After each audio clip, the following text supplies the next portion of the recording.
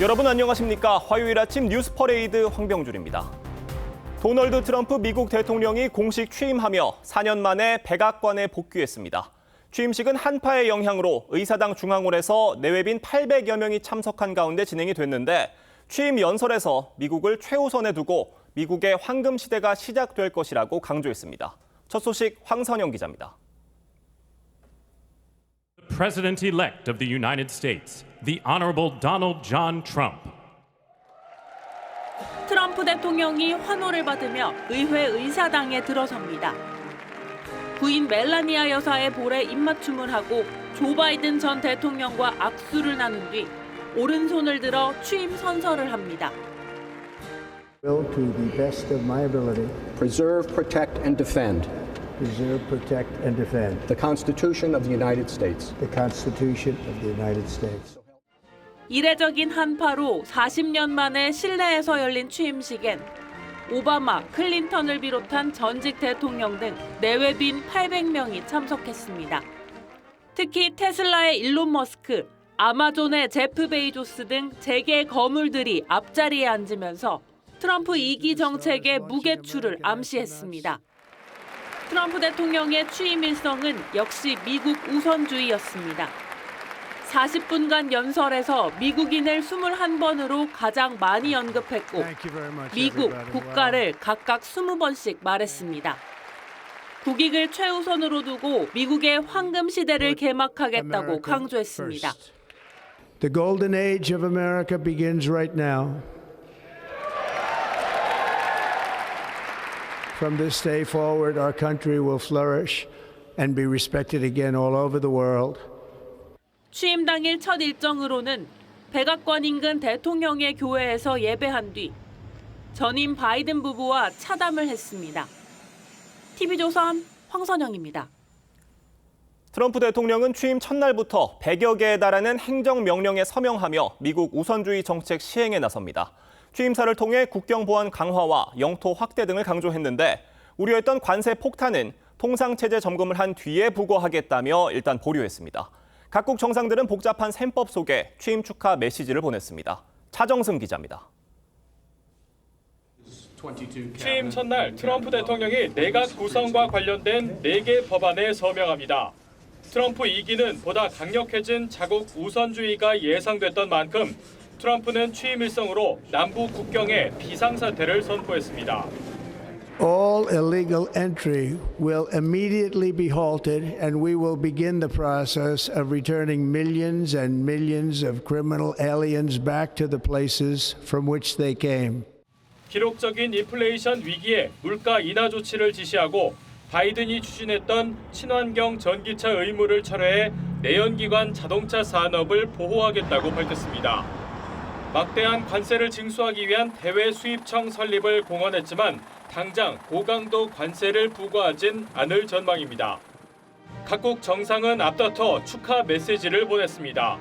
스타머 영국 총리는 수세기에 걸친 양국 협력을 강조했고 트리도 캐나다 총리는 성공적인 경제 파트너십을 부각했습니다.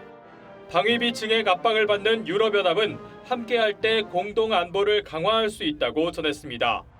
불법 입국 단속에 직접 타깃인 멕시코의 셰인바움 대통령은 우리는 잘 대비돼 있다는 반응을 보였습니다. TV조선 차정승입니다. 네, 영하 10도를 떠는 강추위에도 취임식을 보기 위해 트럼프 대통령 지지자들은 워싱턴 DC를 찾았습니다. 트럼프 대통령의 깃발을 들고 구호가 적힌 모자를 쓴 지지자들은 미국을 다시 위대하게를 외치며 환호했고 미국 우선주의 정책에 대한 기대를 드러냈습니다. 김예나 기자가 보도합니다.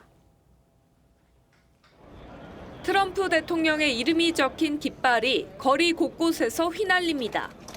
취임식 행사를 위해 워싱턴에 모인 지지자들은 이른바 마가, 미국을 다시 위대하게란 구호를 적은 빨간 모자를 쓰고 환호했습니다.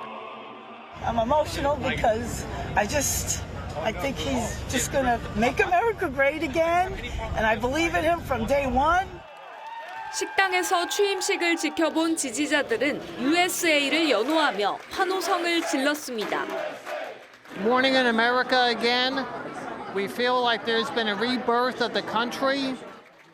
지지자들은 트럼프 대통령의 이민, 경제 공약을 핵심 과제로 꼽으며 기대를 드러냈습니다. We have to get immigration straightened out. We have to get the borders straightened out as soon as possible. 하지만 반트럼프 시위도 곳곳에서 진행됐습니다. Anteriormente, según pues teniendo el beneficio de la cita, pues me entiende. Y si la quitan, pues ¿qué vamos a hacer aquí en Tapachula? Tenemos que subir hacia arriba.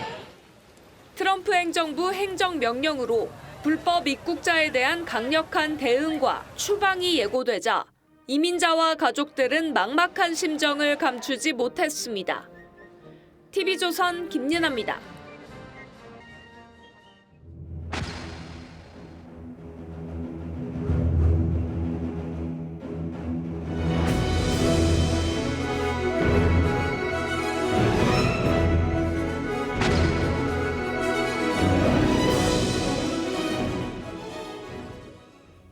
도널드 트럼프가 제47대 미국 대통령에 공식 취임했습니다. 네, 트럼프 2기 행정부 출범에 따른 한미 관계 어떻게 변화할지 박원곤 이화여대 북한학과 교수와 함께 자세히 짚어보도록 하겠습니다. 안녕하세요. 네, 안녕하세요.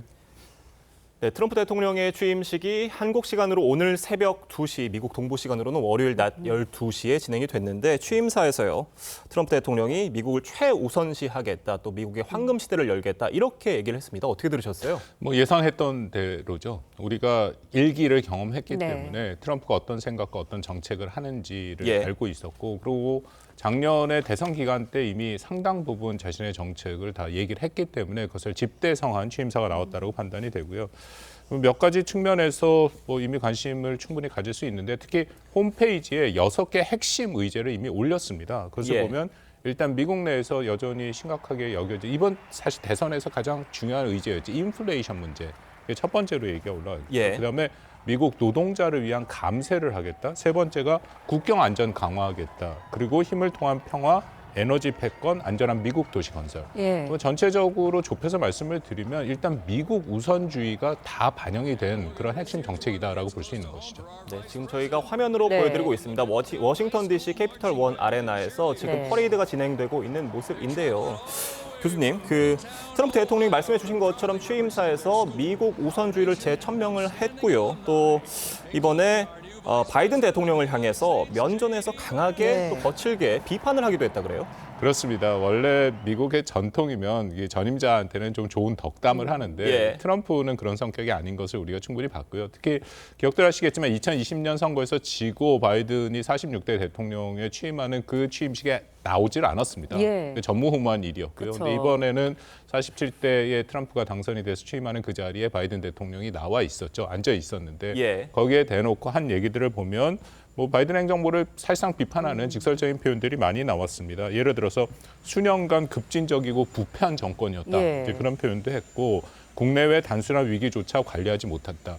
그러니까 트럼프의 특징 중에 하나인데, 전임자가 이렇게 했는데 자신은 여기에 차별화되는 모습을 분명히 보인다. 그리고 또 하나는 트럼프 행정부 앞으로 4년 내내 볼 얘기인데요. 이른바 딥 스테이트라고 해갖고 예. 워싱턴에 기본적인 기득권층이 있다. 그 층들이 미국을 망치고 있다라고 트럼프가 계속 얘기하고 지지층에 굉장히 소구되는 뭐 일종의 예. 그런 하나의 구호 같은 거기 때문에 그것은 앞에 바이든 행정부와 민주당, 뭐 사실 공화당의 일종의 그 기존 주류도 다 포함이 되거든요. 거기 예. 계속 공격할 가능성이 있는 것이죠. 네. 앞서 저희가 리포터로도 전해드렸는데 워싱턴 DC에 트럼프 지지자들 인산인해를 이루기도 했습니다. 그러니까 8년 전의 취임식과는 굉장히 다른 모습이에요. 그때는 좀 숨어서 샤이 트럼프란 말도 있었는데 이제는 아예 드러내놓고 지지들 보내고 있어요. 그렇습니다. 아마 기억하시는 분들 계실 텐데요. 그때는 트럼프를 취임식에 반대하는 군중이 50만 명이 모였었습니다. 그래서 대규모 집회를 했고 트럼프의 조목조목 비판하는 그런 예. 목소리들을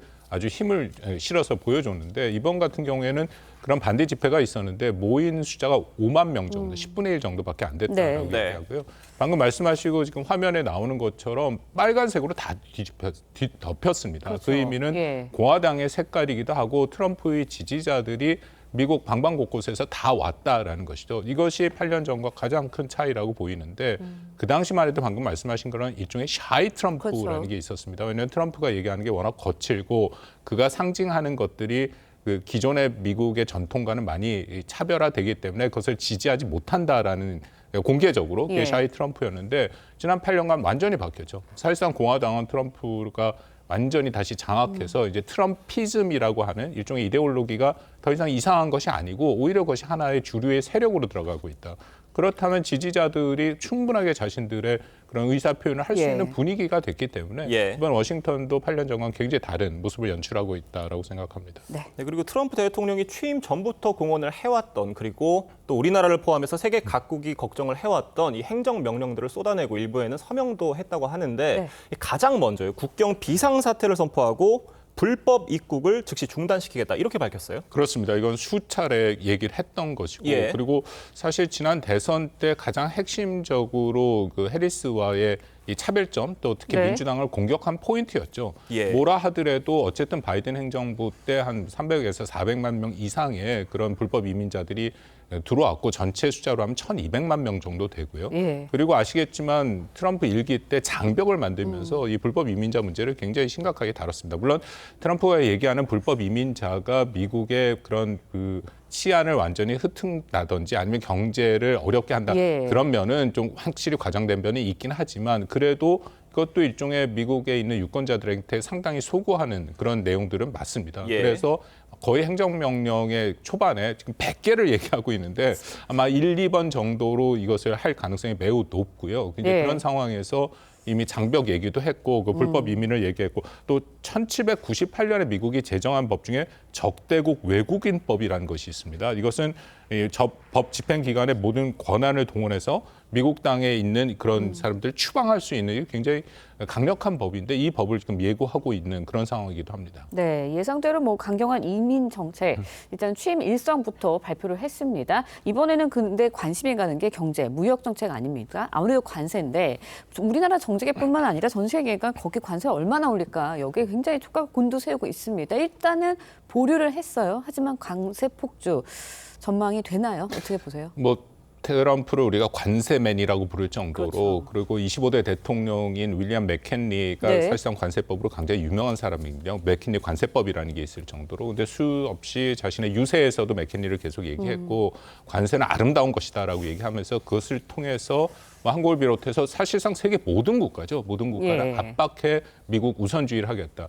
잘 아시다시피 10% 보편 관세를 얘기하는데 이게 사실상 문제가 많이 있습니다. 경제적인 문제뿐만 아니라 법적인 문제도 있기 때문에 그리고 더불어서 중국에 대해서는 60% 관세를 얘기했다가 10%를 더 올려서 70%를 얘기를 하고 그러니까요. 있고 예. 근데 이게 경제적으로 굉장히 어려움이 있기 때문에 현재 가장 최근에 나온 얘기를 들어보면은 네. 그걸 다 한꺼번에 하기는 어려울 것이다. 대신에 이 법 중에 하나 미국 무역법이라는 것이 있습니다. 네. 1974년에 제정된 법인데 여기 122조에 보면 대미 무역 수지 흑자가 크고 심각한 국가에 대해서는 150일 동안 15%의 관세를 부과할 수 있거든요. 네. 그렇기 때문에 일단은 그 150일 한정된 기간에 15% 관세를 부과하는 형태로 한국을 비롯해서 많은 국가들을 압박할 가능성이 있다. 근데 이 법이 또 150일이 지나면 미국 의회에 동의하면 그것도 연장할 수 있습니다. 그러니까 상하원을 다 공화당이 장악하고 있으니까 연장이 되거든요. 그러니까 일단 이 카드를 활용을 해서 무역 적자를 줄이고 상대국에게 그런 그 양보를 얻어내려고 하는 그런 형식으로 접근할 가능성이 있어 보입니다. 네, 우리나라에도 직접적인 영향을 주지 않을까 여기에 대한 우려들이 굉장히 많이 나오고 있는데 문제는 현재 이제 트럼프 행정부를 대응할 구체적인 정부의 행정부가 협상기구가 없어 보이거든요. 그렇다 보니까 이거를 재계 인사들이 좀 대신해주지 않냐 이런 보도들이 계속 나오고 있는 것 같은데 어떻게 우리가 대응을 해야 할까요? 뭐 대응이 어렵긴 하죠. 근데 한국이 특히 지금 지도 리더십이 부재한 예. 상태이기 때문에 더 어려운 것은 분명한데요. 근데 문제는 이것은 한국뿐만 아니라 전 세계 모든 국가, 특히 미국과의 무역을 해서 흑자를 많이 보고 있는 국가들에게 예. 다 이 제기되는 그런 문제입니다. 우리가 아마 대미 무역 흑자로 8위인가 되는 그런 국가이기 때문에 우리도 당연히 그리고 특히 한국은 좀 더 어려울 수밖에 없는 게 우리가 대미뿐만 예. 아니라 수출 비중이 크지 않습니까? 거기에 말씀드린 중국에 대한 관세까지 한다면 중국과 미국은 우리 수출의 1, 2위국인데 중국의 관세가 부과되면 중국의 경제가 침체할 수밖에 없고 그러면 우리도 거기에 영향을 받고요. 또 보편 관세 10이 됐던 15%면 대미 수출이 줄어들 수 있다. 그러니까 이중고에 처한 것은 분명합니다. 근데 말씀드린 것처럼 지금은 일종의 비상 상황이니까 거기에 따라서 움직일 수 있다. 근데 다만 뭐 전혀 가능성이 없는 게 아니다고 예. 생각하는 게 트럼프는 모든 걸 거래 비용적으로 하니까요. 특히 우리의 뭐 나머지 정부의 기관들뿐만 아니라 이런 재계에서도 같이 힘을 합쳐서 이 거래 비용적으로 하는 접근이 있을 수밖에 없다. 현재로서는 그렇게 판단이 됩니다. 네, 뭐 관세 문제에 더해서 네. 지금 한국은 방위비 협정 문제도 있잖아요. 이게 관세 문제가 여러 나라에 동시다발적으로 미치는 영향이라고 한다면은 이 방위비 문제는 굉장히 특수한 문제일 수 있을 것 같은데 이 바이든 행정부와 체결한 이 협정을 깨고 재협상을 요구할 거란 우려도 나오고 있는데 실제로 그렇게 재협상을 요구할 가능성 얼마나 있다고 보십니까? 맞습니다. 이 방위비 문제라는 것은 북한 핵 위협에 바로 연계가 되기 때문에 아까 말씀드린 경제적인 그 관세 부과는 보편 관세이기 때문에 대부분의 국가에 해당되지만 특히 이 문제는 한국의 특정한 문제죠. 이미 트럼프가 여러 차례 얘기를 했습니다. 특히 트럼프는 그 한국이 방위 분담을 제대로 내고 있지 않다. 이거 사실이 아닌데도 불구하고 본인은 그렇게 인식을 하고 있어서 지난 대선 기간에도 여러 차례 얘기하고 당선된 이후에도 그런 얘기를 했거든요. 근데 지난 12월에 한국 그 정부와 윤석열 정부와 바이든 행정부가 그 12차 방위부 특별협정을 체결했고 그게 11월 달이죠. 11월 달에 의회 비준까지 받았습니다. 우리 국회에. 그런 상황인데 저는 여전히 재협상의 가능성이 없지는 않다. 그거보다 사실 조금 더 걱정이 되는 게 트럼프 일기 때 있었던 일인데요. 그 당시에 트럼프가 한미 연합훈련과 전략자산 전개에 대한 비용을 요구했습니다. 이것은 한미가 맺고 있는 특별협정 SMA에 항목이 없는 것들이거든요. 근데 뭐 트럼프는 항목이 없다고 요구 안 하는 것이 아니라 얼마든지 그런 기존의 어떤 원칙과 규범을 넘어서서 요구하는 특징이 있기 때문에 이번에도 이것을 건드릴 가능성이 완전히 없다고 보기는 힘듭니다. 문제는 이 두 가지가 북한 핵에 대한 그 대응의 가장 핵심이고요. 특히 한미가 그간 1년 반 동안 발전시켜왔던 확장 억제의 근간이 되는 거죠.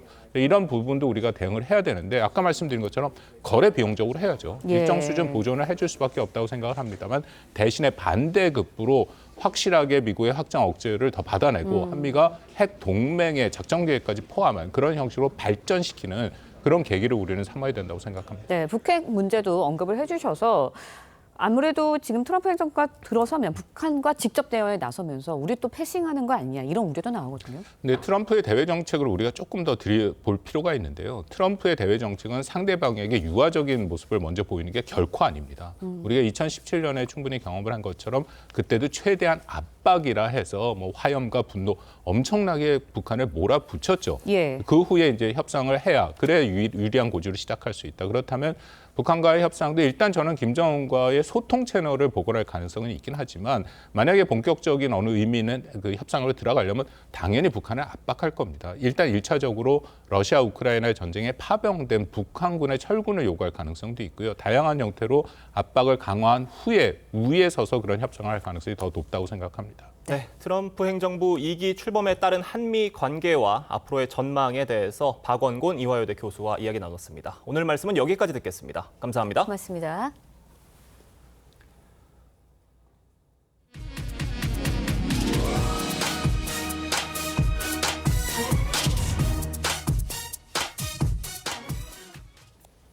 공수처가 윤석열 대통령에 대한 강제 구인에 나섰지만 조사 거부로 6시간여 만에 철수했습니다. 네, 윤 대통령은 오늘 헌법재판소에서 열리는 탄핵 심판 변론에 직접 출석할 예정인데요. 서울 구치소에 나가 있는 취재기자 연결해 보도록 하겠습니다. 오현주 기자, 윤 대통령 오늘 헌재에 출석한다고요? 네, 그렇습니다. 윤석열 대통령에 대한 탄핵 심판 3차 변론 기일은 오늘 오후 2시에 열립니다. 윤 대통령 측은 어젯밤 탄핵 심판 변론 기일에 출석하겠다고 밝혔습니다. 이 출석을 앞두고 이곳 구치소에는 지지자들이 속속 모여들고 있습니다. 윤 대통령이 출석하면 지난해 12월 3일 비상계엄을 선포한 이후 공개석상에 공식적으로 처음 모습을 드러내게 됩니다. 윤 대통령은 헌재에 나가 직접 비상계엄 배경을 설명하면서 정당성을 역설할 것으로 보입니다. 현직 대통령이 자신의 탄핵 재판에 직접 참석하는 건 헌정사상 처음입니다. 과거 탄핵 소추됐던 노무현, 박근혜 두 대통령은 헌재 탄핵 심판에 한 차례도 출석하지 않았습니다. 윤 대통령 측은 가능하면 헌재 변론 기일은 모두 출석할 예정이라고 했습니다. 어제 공수처가 윤석열 대통령 강제 구인에 실패를 했는데 다시 시도하겠다고 해요? 네, 공수처는 강제 구인을 포함해서 형사 절차를 다시 진행하겠다는 입장입니다. 어제 오후 3시쯤 공수처 검사와 수사관이 서울구치소를 찾았지만 6시간여 만에 성과 없이 철수했습니다. 심야 조사에 피의자가 동의해야 하는 인권보호 규정에 따라 공수처는 9시쯤 강제 구인을 중지했습니다. 윤 대통령 측은 탄핵심판 변론 준비 등을 위해 밤 9시 반까지 대통령을 접견했고 공수처 직원들은 그 무렵까지 대기하다가 철수했다고 밝혔습니다. 서울구치소에서 TV조선 오현주입니다. 난입 사태가 발생한 서부지법 인근에서 경찰관을 폭행한 혐의를 받는 2명이 구속됐습니다. 네, 경찰은 폭력을 쓰거나 기물을 파손한 혐의로 체포된 90명 중에 66명에 대해 순차적으로 구속영장을 신청하고 있습니다. 황선영 기자의 보도입니다. 담을 넘어 서부지법에 들어가려던 사람이 경찰에 끌려 나옵니다. 유리창을 깨는 등 난동을 부리다 붙잡힌 사람들이 고개를 숙인 채 앉아 있습니다. 경찰이 18일 서부지법 인근 도로에서 경찰을 폭행한 혐의를 받는 5명에 대해 구속영장을 신청해 이 중 2명이 구속됐습니다. 법원은 이들이 도주 우려가 있다고 봤습니다. 함께 구속영장이 청구된 3명에 대해선 증거인멸 염려가 없고 폭행 정도가 경미하다는 점을 들어 구속영장을 기각했습니다. 19일 윤석열 대통령에 대한 구속영장 발부를 전후해 서부지법과 헌법재판소에서 불법 행위로 체포된 사람은 모두 90명입니다. 10대부터 70대까지 다양했는데 20대와 30대가 46명으로 절반을 넘었습니다. 경찰은 이 가운데 서부지법에 침입한 46명과 공수처 차량을 파손한 10명, 경찰관을 폭행한 10명 등 66명에 대해 순차적으로 구속영장을 신청하고 있습니다. 경찰은 아직 영장을 신청하지 않은 24명은 계속 수사하고 추가 혐의자도 찾고 있습니다. 법치주의에 대한 도전이고 중대한 불법 행위라고 그렇습니다. 경찰은 불법 행위를 부추긴 유튜버 등도 끝까지 확인해 엄정 처리하겠다고 밝혔습니다. TV조선 황선영입니다. 국회에선 법원 폭력 사태를 규탄하는 목소리와 함께 경찰의 대응이 안이했다는 지적이 잇따랐습니다. 네, 다만 경찰은 시위대의 길을 터졌다는 의혹에 대해선 진압복 착용을 위해 잠시 이동했던 것이라고 해명했습니다. 이태희 기자가 보도합니다. 긴급 현안 질의에 나선 국회 행안위 여야 의원들은 폭력 사태를 예상 못하고 인력을 상당수 철수시켰던 경찰 판단이 미숙했다고 지적했습니다. 현장의 기동대가 48개, 약 3,000명 가까이 있었는데 780명만 남기고 18시 50분에 경찰이 경력을 줄인 것, 특히 후문 경비가 소홀했다는 것은 유감스럽습니다. 이호영 경찰청장 직무대행은 그렇게까지 과격한 폭동을 일으킬 줄 몰랐다고 했고 현장을 지휘한 서울청도 초동 대응이 적절치 않았다는 점을 인정했습니다. 초유의 사태였기 때문에 예상을 미처 하지 못했습니다. 죄송합니다. 국민의힘은 법원 앞 경찰들이 자리를 뜨는 영상을 공개하며 시위대에 길을 내준 것 아니냐는 의혹을 제기했는데 야당이 나서 허위 사실이라고 반박했습니다. 오히려 옆으로 터주면서 비켜주면서 시위대들이 건물 내로 많이 들어가는. 경찰 출신이잖아요. 누가 누구를 옹호하는 겁니까? 가짜 뉴스를 만들어내면 되겠습니까? 이 대행은 진압복 착용을 위해 잠시 이동했던 거라고 해명했습니다. 부상을 우려해서 잠시 뺐다가 그 진압복을 다 갖춘 다음에 들어가서 마무리 진압을 했던 겁니다. 이 대행은 국민의힘 권성동 원내대표가 경찰의 과잉 진압 의혹을 제기한 데 대해서도 사실이 아니라고 반박했는데 앞서 예정됐던 권 원내대표와의 면담 일정도 비공개 일정을 공개했다며 일방적으로 취소했습니다. TV조선 이태희입니다. 공수처가 조사에 불응하는 윤석열 대통령에 대해 강제 구인을 시도했지만 불발됐습니다. 네, 윤 대통령은 오늘 탄핵 심판에 직접 출석할 예정인데요. 패널 4분과 함께 자세한 이야기 나눠보도록 하겠습니다. 최병목 정치평론가, 김상일 전 민주당 부대변인, 장현주 변호사, 최진영 변호사 함께합니다. 안녕하세요. 안녕하세요. 그러니까 그러니까 윤석열 대통령은 공수처의 첫 조사에서 이미 할 얘기를 다 했기 때문에 그 이후의 조사에 대해서는 자신이 더 응할 생각이 없다 이런 입장을 계속 밝히고 있는데 공수처에서는 어제 강제 구인을 나왔습니다. 어떻게 보셨어요? 글쎄 이해할 수 없는 행동인데요. 예를 들어서 윤석열 대통령이 본인의 입장을 확고히 했습니다. 예. 공수처에 그 체포돼서 갔을 때 공수처 검사의 질문에는 답변을 안 했잖아요. 예. 다만 이제 공수처에 가서 비상계엄을 선포했던 이유에 대해서는 설명을 했다고는 하는데 그 이후에 이제 할 말을 다 했다. 그래서 공수처 소환에도 불응하고 있고요. 그러면 공수처가 예를 들어서 서울구치소에 강제 구인을 한다고 했을 때 거기서도 윤석열 대통령이 어떻게 대응할 것인지는 뻔히 예상이 되는데 예. 자 강제 구인이라는 거를 가서 무려 6시간 동안 거기서 실랑이를 벌였다? 그게 이해가 안 된다는 거죠. 왜냐하면 뻔히 결과가 예상되는데 그러면 다른 방법을 찾았어야 되는 것 아니냐. 뭐 예를 들어서 뭐 방문조사 정도로 뭐 협의를 한다든가 여하튼 조율을 거쳐서 뭔가 저런 식의 뭐 시간 낭비 같은 행동을 하지 않았어야 되는 것 아니냐. 근데 공수처가 이것뿐만 아니고 그동안에 여러 좀 본말이 전도된 듯한 여러 수사 시도가 있었거든요. 예. 그래서 참 이해 안 가는 행동이다.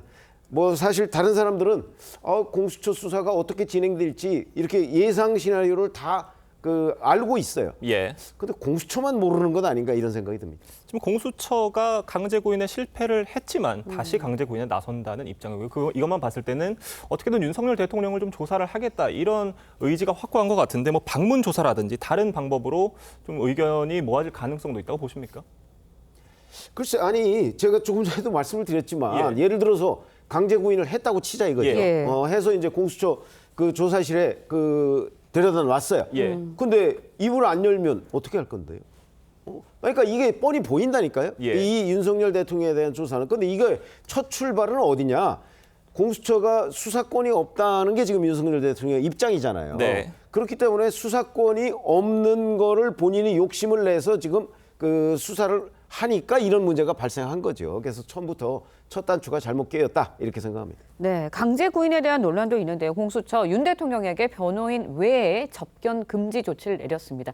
변호인만 만날 수 있다는 거예요. 가족도 네. 되지 않는다는 거거든요. 네. 기본적으로 대통령의 권한, 권력 이런 게 막강하잖아요. 그것이 이제 주변에 미칠 수 있는 영향력이라는 게 있습니다. 그것은 이제 의도했건 의도하지 않았건 증거 인멸로 이어질 가능성이 높고 우리가 야당 대표에 관해서 체포영장이 발부됐을 때도 증거인멸 가능성 이거에 대해서 많이 이야기를 했잖아요. 그 지위라는 것이 줄 수 있는 영향 뭐 이런 게 있기 때문에 그런 부분이 있고요. 그런데 왜 그러면 가족까지냐라는 부분이 이제 문제가 되는 것인데 김건희 여사의 경우에 지금 뭐 세간에 뭐 야당을 중심으로긴 하겠습니다만 김건희 여사가 많이 국정에 관여를 했다든가 아니면 관여를 하고 있다는 의혹이 있어요.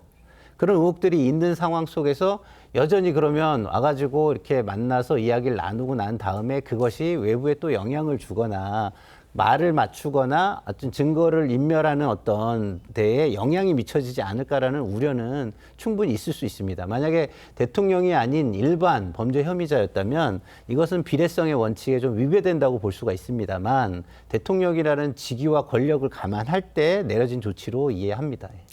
지금 윤석열 대통령이 공수처 조사는 거부를 하고 있지만 오늘 있을 탄핵 심판에는 직접 출석을 하겠다고 밝혔는데 오늘 나와서 어떤 얘기할 것으로 전망하세요? 그렇습니다. 뭐 사실은 전부터 직접적으로 출석을 해서 변론하겠다라고 얘기했기 때문에 그런 어떤 약속을 지킨다는 그런 모습을 보이는 것 같고 더불어서 어떻게 보면 약간의 방어권을 위한 고육지책인 성격도 있지 않겠습니까? 예. 결국 지금 구속 기간입니다만 헌법재판소의 변론에 출석할 경우 그 사이에 어떻게 보면은 이와 같은 어떤 공수처에 인치하기 위한 그런 노력이라든가 그런 것을 사실상 무력화시킬 수 있기 때문에 나름대로 어떤 양수 겸장하는 그런 점이 없지 않은데요.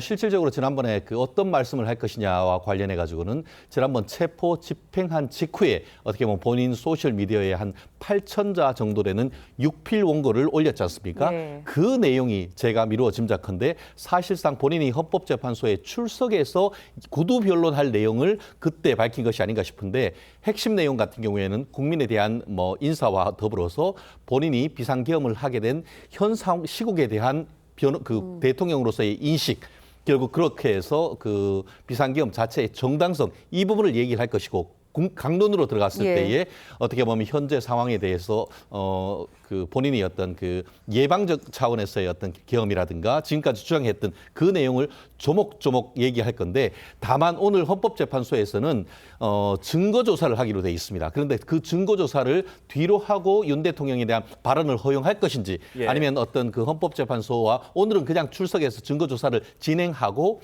다음번에 윤석열 대통령이 계속 출석을 한다고 했으니까 그 어떤 시점에 윤 대통령이 직접 변론할 어떤 기회를 줄 것인지는 오늘 재판정에서의 어떤 그 재판 진행 과정을 조금 더 지켜봐야 되는 것이 아닌가 생각합니다.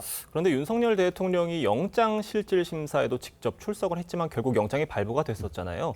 이렇게 재판부에 직접 모습을 드러내는 게 어떤 재판부에게 본인에게 좀 더 유리한 판단을 끌어내기 위한 전략으로 풀이가 되는 것으로 보이는데 네네. 이번 탄핵 심판에 직접 출석하는 게 어떤 좀 유리한 영향이 있을 것으로 보십니까? 유리한 것을 넘어서 어쨌든 본인이 적극적으로 출석하겠다라고 예. 해서 방어권 보장하는 것이 직접 나가는 것과 안 나가는 것은 큰 차이가 있을 수밖에 없죠. 예. 더불어서 예전 같은 경우에 박근혜 전 대통령에 대한 탄핵을 하면서도 헌법재판소에 출석하지 아니한 것 등을 이유로 해서 헌법소의 의지가 없어 탄핵한다. 그런 설례가 있지 않습니까? 그에 반해서 지금 그 윤 대통령 같은 경우에 적극적으로 출석해서 적극적인 변론을 통해서 나는 오히려 헌법, 자유민주적 기본질서를 지키기 위한 것이다라는 것을 본인의 주장을 강하게 펴는 것은 전체적인 의미에서 방어권 전략에서 나름대로 의미가 있다. 다만 그것이 야당에서 얘기하는 것처럼 오히려 망상이다. 오히려 어떻게 보면 근거 없는 것이다. 이런 식으로 평가될 수 있는 거기 때문에 현 상황 속에서는 어떤 식으로 그것을 평가할지 그 부분은 헌법재판관님들의 몫이다. 그렇게 봅니다. 네, 탄핵 심판에 관해서 이야기를 나누고 있는데 첫 증인으로 김용현 전 장관이 나설 예정입니다. 윤석열 대통령 구속영장 발부에 영향을 미쳤다고 알려진 비상입법기구 관련 쪽지 김용현 전 장관이 작성을 했다 이러면서 변호인 측이 밝혔거든요. 그렇다면 김 전 장관의 이제 주장이 재판에도 영향을 미칠 수 있는 거 아닌가요? 일단 김용현 전 장관이 내일 모레 23일에 헌법재판소에 나와서 증인신문을 합니다. 첫 증인신문이 될 텐데요.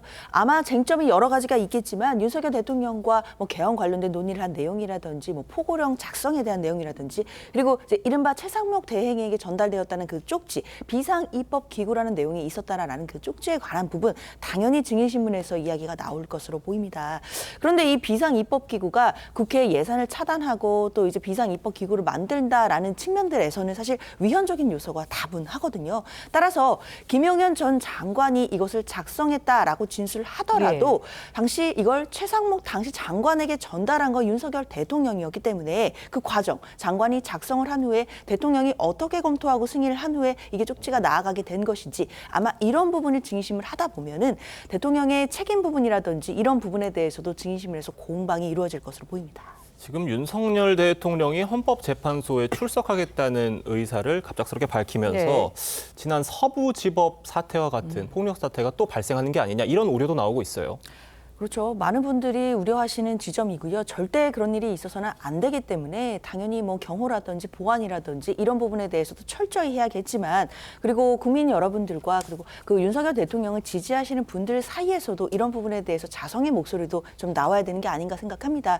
윤석열 대통령도 평화적인 목소리, 평화적인 방식의 메시지를 내달라라고 이야기를 하고 있고 이런 폭력 사태들은 대통령에게도 최종적으로는 도움이 되지 않는다라는 점을 생각한다라고 한다면 다시는 이런 식의 폭력은 용인되거나 또는 일어나서는 절대 안 될 것 같습니다. 네, 어제 국회에서는 현안 질의가 열렸습니다. 서부지법 사태를 놓고 여야 간의 공방이 펼쳐졌는데요. 영상으로 보고 이야기 이어가겠습니다.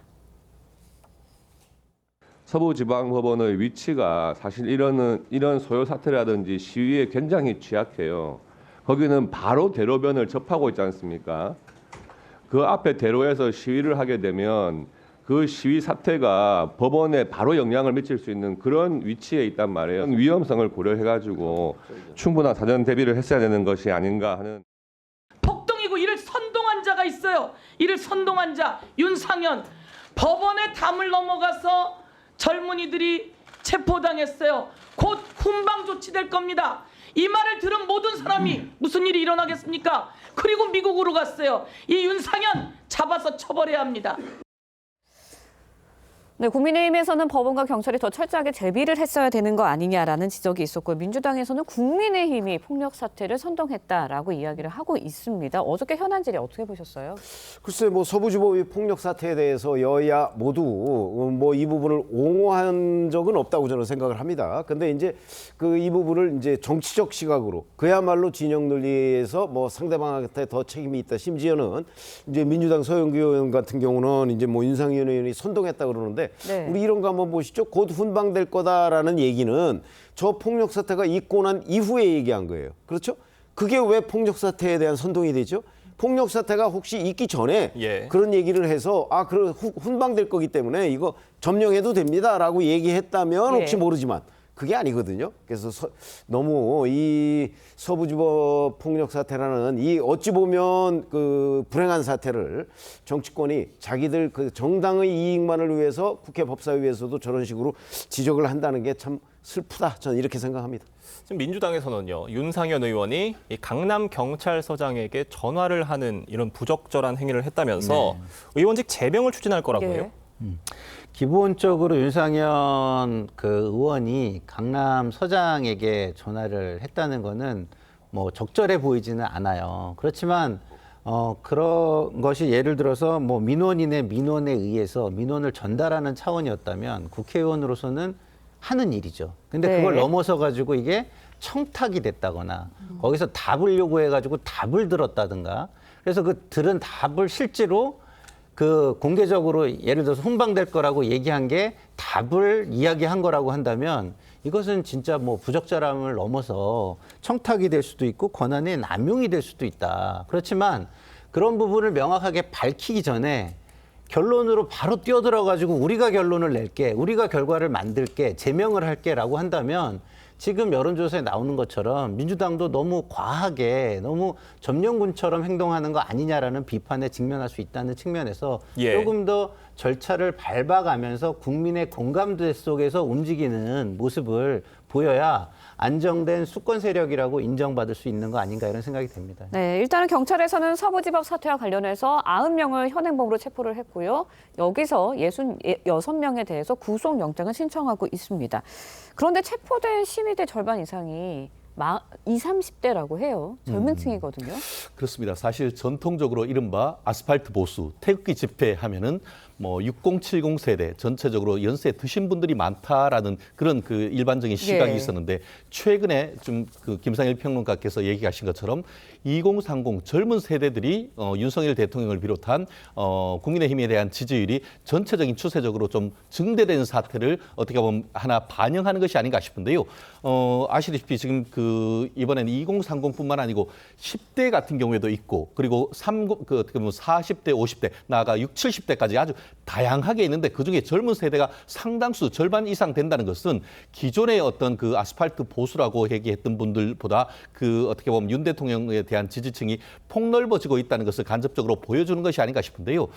다만 아까 계속 얘기하고 있습니다만 아무리 목적이 정당화하더라도 그에 대한 수단이 상당해야 되는 것인데 우리 법은 법치주의의 최후의 보루라고 할 수 있는 법원에 대한 이런 그 물리적 행사는 절대 있어서는 안 되는 것이고 다만 이 부분과 관련해 가지고 젊은 사람들이다 보니까 지나치게 좀 흥분하고 이런 부분은 좀 있었던 것 같은데 이 부분에 대해서도 결국 정치적인 어떤 문제에 있어서 지나치게 어떤 강공으로 어떻게 보면 엄하게만 처벌하는 것 물론 그것도 중요합니다만 왜 이런 일이 벌어진지에 대한 심층적인 분석 이런 부분에 대한 해석도 좀 필요한 부분이 아닌가 생각을 합니다. 네, 지금 대법원에서는 긴급 대법관 회의를 열었고요.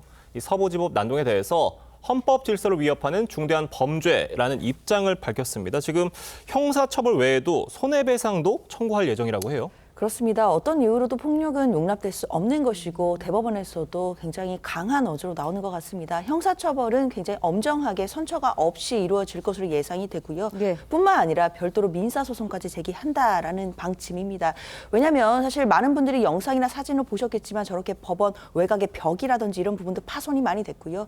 내부 시설 같은 경우에도 뭐 유리창뿐만 아니라 뭐 모니터라든지 관련 시스템 관련된 부분들도 지금 파손된 부분들이 있다고 합니다. 그래서 일부 보도에 따르면 일단 서부지법이 잠정적으로 피해액을 좀 추산해 봤더니 6억에서 7억 정도가 추산이 된다라고 합니다. 물론 이 부분은 또 나중에 변동이 있을 수 있겠지만 일단 이 금액에 대해서도 관련자들에 대해서 민사소송까지 청구함으로써 다시는 이런 일이 일어나지 않도록 이번에 또 엄격하게 대처한다라는 입장으로 보입니다. 근데 조금 더 심각한 건 전 이거라고 봐요. 저렇게 폭력 행위가 있었던 것도 있었겠지만 그 차은경 그 판사를 특정해서 찾아다녔다는 거 아닙니까? 근데 실제로 차은경 판사가 발견이 됐다면 어떤 불행한 일이 있었을지 모르잖아요. 이런 것들을 볼 때는 제가 볼 때 그 엄하게 좀 다뤄서 누구를 특정해가지고 거기에 위해를 가려는 거는 다음에 못하도록 일벌백계를 하는 것은 필요하지 않을까 이런 생각을 좀 해봅니다. 네, 정말 있어서는 안 될 폭력 사태에 대해서는 엄한 처벌이 필요하다는 말씀들 주셨습니다. 저희가 여론조사 소식도 짚어볼 텐데요. 어제 발표된 리얼미터 여론조사입니다. 국민의힘이 46.5%, 민주당은 39%로 오차 범위 밖에서 여당이 앞선 결과가 나왔습니다. 특히 중도층이 최근 여당으로 이동하고 있다는 분석도 나왔는데 최병묵 편집장님, 이유가 뭐라고 보십니까? 중도층에서 지금까지 민주당이 압도하고 있었거든요. 근데 그런 상황이 지금 변했다 하는 거는 저는 그 12월 3일 비상계엄 선포 이후에 사실은 국민의힘이 그 조치를 취한 거는 방어 정도밖에 없었습니다. 오히려 민주당이 사실 모든 정치 행위를 다 했거든요. 그러면 12월 3일 이후에 한 달 보름 정도가 지났는데 이때 민주당이 행한 여러 가지 조치들에 대한 평가라고 생각을 하고요. 특히 그중에서 뭐 한덕수 대통령 권한대행까지 탄핵한다든가 아니면 국무위원을 연쇄 탄핵해서 국정을 마비시키겠다든가 뭐 아니면 뭐 내란죄 뭐 이런 걸 포함시켜서 그 국회 탄핵 수초안을 가결시켜 놓고 실제 헌법재판소에서는 뭐 그 내란죄 부분을 드러냈다든가 뭐 이런 부분이 이제 이건 뭐 공정하지 않다. 근데 특히 2030 등을 비롯한 이 젊은 층에서는 그 이 공정에 관한 개념이 굉장히 뚜렷하거든요. 그래서 별로 공정하지 않은데 이제 그런 점에 대한 저는 민주당에 대한 평가다 이렇게 생각을 합니다. 그래서 중도층의 상당수가 지금 뭐 윤석열 대통령의 탄핵 뭐 이 부분에 대해서 동의를 하면서도 자 그러면 그동안에 민주당이 보여준 여러 가지 무리수 이거에 대해서는 거기에 대해서도 나는 동의할 수가 없다 하는 그런 관점에서 국민의힘의 반사 이익을 몰아준 것이 아닌가 이렇게 생각합니다. 지금 국민의힘에서는 그런 방어적인 모습을 보여왔다고 말씀을 해주셨는데 그런 전략은 현명한 전략이라고 평가를 하세요? 그것도 별로 현명한 전략은 아니지만 왜냐하면 아마 응답자들한테 물어보면 국민의힘의 태도, 예를 들어서 윤석열 대통령의 계엄이나 뭐 지금 서부지법 폭력 사태나 이런 데도 완벽하게 선을 긋지 못하잖아요. 이런 부분에 대해서도 비판적일 텐데 여론이라는 거는 늘 상대적인 개념입니다. 민주당에 대한 비판이 워낙 강하다 보니까 국민의힘에 비판할 지점은 좀 희석됐다 이렇게 생각합니다. 네, 세대별로도 좀 살펴보면요. 눈에 띄는 게 2030 세대의 지지율 추이거든요. 2030 세대 한 달 사이에 뭐 여당 지지율 상승세를 좀 보이고 있어요. 앞서서 말씀해 주셨지만 공정성을 들어주셨는데 왜 2030에서 이런 움직임이 보인다고 보세요? 일단은 우리의 정치 구조가 거대 양당을 중심으로 하고 있잖아요. 그래서 여당에서 뭐 굉장히 문제가 발견이 됐어요. 그러면 대안 세력으로 야당을 바라보기 시작을 하겠죠. 근데 야당이 국민을 위한 게 아니라 본인들을 위해서 움직이는 모습을 또 보게 되면 또 실망을 하게 되는 겁니다. 다시 말해서 지금 경제가 굉장히 어렵습니다. 그러면은 국민을 위해서 이런 경제를 챙기거나 민생을 챙기거나 이런 모습을 보여줘야 대안 세력으로 보이겠죠. 근데 여당을 우리가 비판하고 있는 부분이 야당에서도 보이네? 그러면 지금 말씀하신 대로 이게 공정하냐라는 부분도 생각을 하게 될 것이고요. 그리고 지금 상황에서 어떤 그 20대, 30대 또 안정희구성이 상당히 좀 커진 그 세대로 지금 우리가 보잖아요. 근데 지금 이게 안정적인 어떤 국가 미래를 상정할 수 있는 거냐라는 부분도 있을 거라고 저는 봐요. 그런 부분에서 민주당이 좀 약간 패착이 있었던 거 아니냐, 상황 관리에 패착이 있었던 거 아니냐. 이거는 불법 대 법치 내지는 혼자 이제 독주 대 민주주의 이런 식의 구도로 가게 놔뒀어야 되는데 그리고 이런 거를 견제하고 그쪽으로 잘 가게 비판하는 정도에서 머물렀어야 되는데 마치 이거를 주도하는 듯한 모습을 보이면서 이게 법치대 뭐 불법 이 구도가 깨지고 여야의 정쟁 구도로 다시 돌아간 거 아닌가 이런 생각을 해봅니다. 저희가 지금 당 지지율 얘기를 하고 있는데 이것뿐만이 아니라 또 주목할 만한 부분이 이 차기 대선 집권 세력 선호도입니다. 지금 정권 교체와 정권 연장이 보시는 것처럼 46.2%와 48.6%로 오차 범위 내 결과입니다. 오차 범위 내에서 접전이었는데 최진영 변호사님, 지금 탄핵 전국에서도 이런 결과가 나온 이유 뭐라고 분석하세요? 그렇습니다. 결론적으로 얘기했을 때에 지난 한 달 반 동안은 사실상 민주당 과도 정부가 아니었겠습니까? 실질적인 전국의 주도권을 민주당이 끌고 갔는데 민주당이 보인 행태는 제사보다는 제밥에 관심 있는 한마디로 국민을 안정시키고 경제를 안정시키기보다는 오히려 이때다. 윤석열을 최대한 빠른 시간 내에 끌어내리고 이재명 대선 프로젝트를 가동하는 이런 것이 지나치게 불공정하다. 한마디로 사법 절차 내에서도 윤 대통령에 대해서는 KTX급으로 가고 이재명 대표에 대한 사법 절차는 달팽이급으로 가는 건 아니겠습니까? 그런 부분에 대한 공정에 대한 어떤 그 문제 제기 이런 부분이 있고 다만 탄핵과 관련해서 탄핵이 만약에 인용된다고 하면은 또 한 번 이런 부분이 어떤 변곡점이 될 것 같은데요.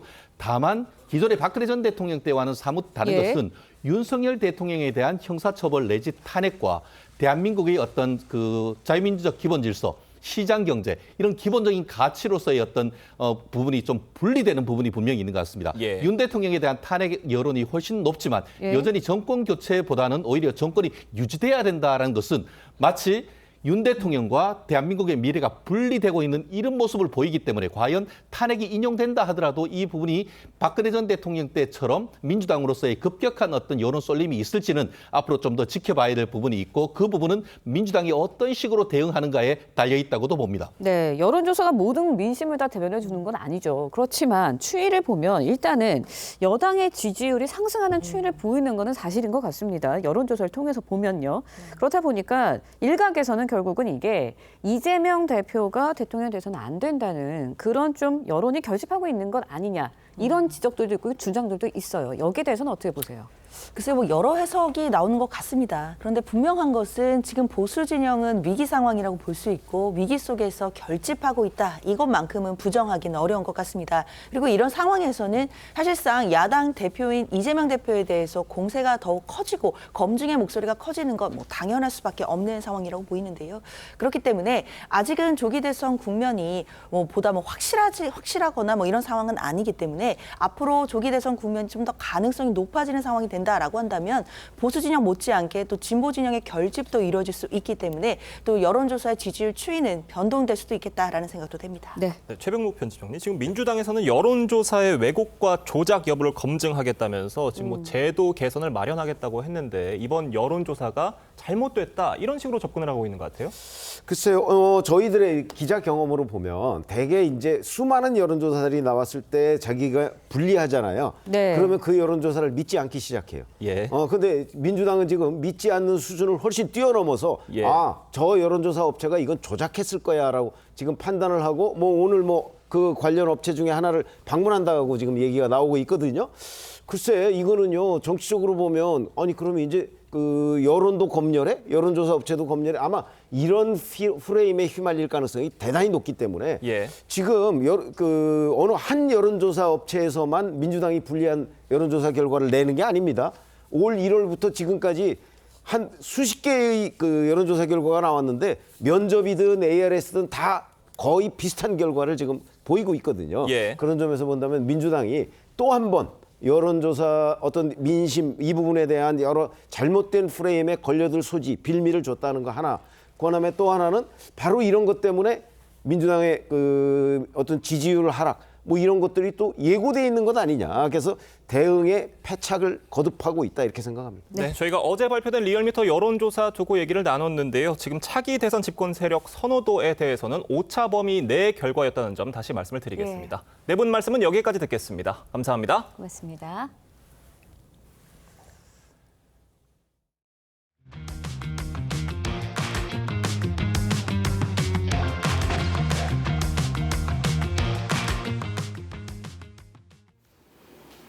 남이 쓴 글을 베껴가며 공부나 기억 효과를 높이는 필사가 요즘 인기입니다. 비상계엄 사태 이후에는 헌법 필사가 열풍이라고 하는데요. 어느 정도인지 현장을 직접 가보겠습니다. 평일 오전 한 대형 서점. 베스트셀러 목록에 헌법 필사책이 9위에 올라 있습니다. 하지만 이미 품절. 네, 저 헌법 필사책 구매 가능할까요? 현재 품절되어 가고요. 예약 도와드려야 되는데 예약 도와드릴까요? 비상계엄 사태 이후 헌법 필사 관련 도서 판매는 실제 전월 대비 1,080%, 계엄 사태 전주 대비 5,300% 넘게 증가했습니다.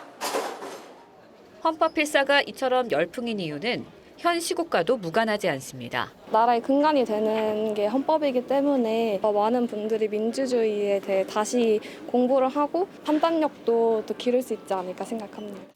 헌법 외에도 베스트셀러나 시 구절, 종교 경전 등 다양한 필사가 유행이라고 하는데요. 필사 모임을 찾아가 보니 함께 모여 필사하며 책에 대한 이해를 돕고 기억력도 높일 수 있다고 합니다.